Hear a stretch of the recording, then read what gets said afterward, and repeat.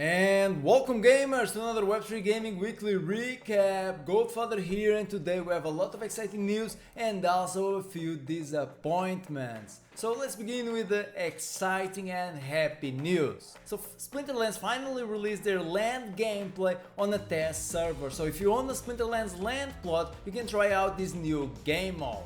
If you don't know Splinterlands, they are one of the most successful Web3 games that there is, and they've been around for quite some time and they have a large community. They fit into the auto battler genre, and they're also a trading card game, and so that you have an idea, there are Splinterlands cards being traded for thousands of dollars.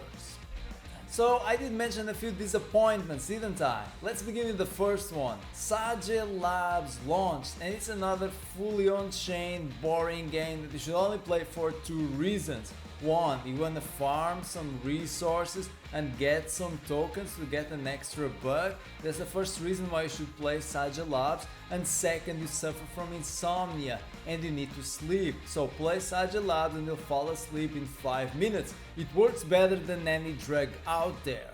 So personally, I do think that the Star Atlas team is launching these crappy games to keep the community busy and to give utility to the NFTs of Star Atlas and to buy some time to develop the real Star Atlas game. And next piece of news, we have Big Time launching their press season. So this is not confirmed, but there are rumors that there's going to be a wipe, and if this happens, this is going to be your chance to start playing Big Time on equal grounds with everyone else. Plus, you can earn the Big Time token, and if you have some NFTs, you're also going to be able to craft cosmetics and maybe earn an extra buck selling those on the open loot marketplace. And guys, it's time for another disappointment. Otherside from Yuga Labs is launching their early access. So this looks like another generic, boring mobile game. I already saw 10,000 mobile games that look exactly like this. This could be copied in 2 weeks by any guy without any experience in developing games. And I know that it's from Yuga Labs, I know there's a lot of hype, but let's be real, this looks boring. Now it's time to talk about some real games.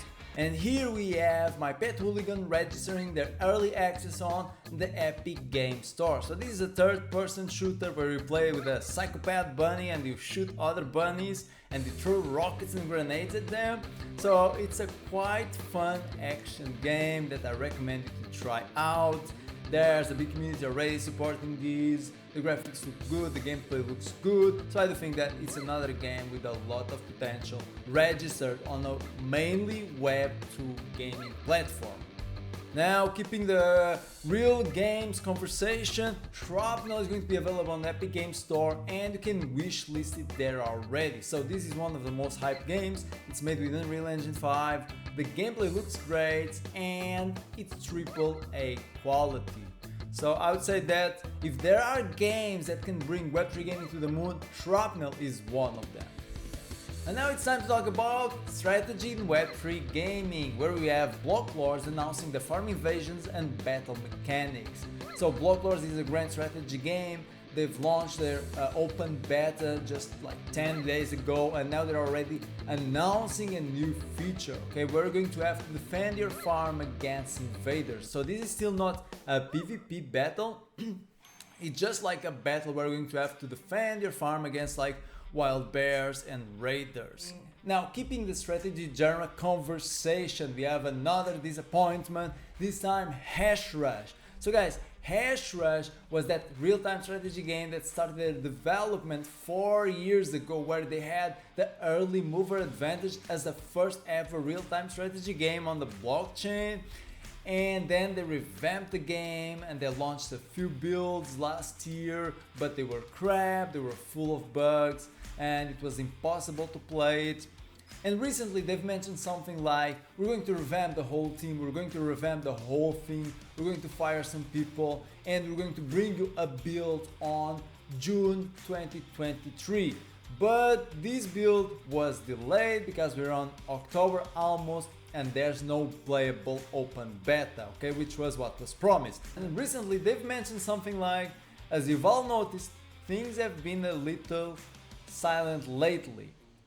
And on the 18th, they mentioned something like, what's going on with Hash Rush right now? And they released a big text and there's no concrete information right there.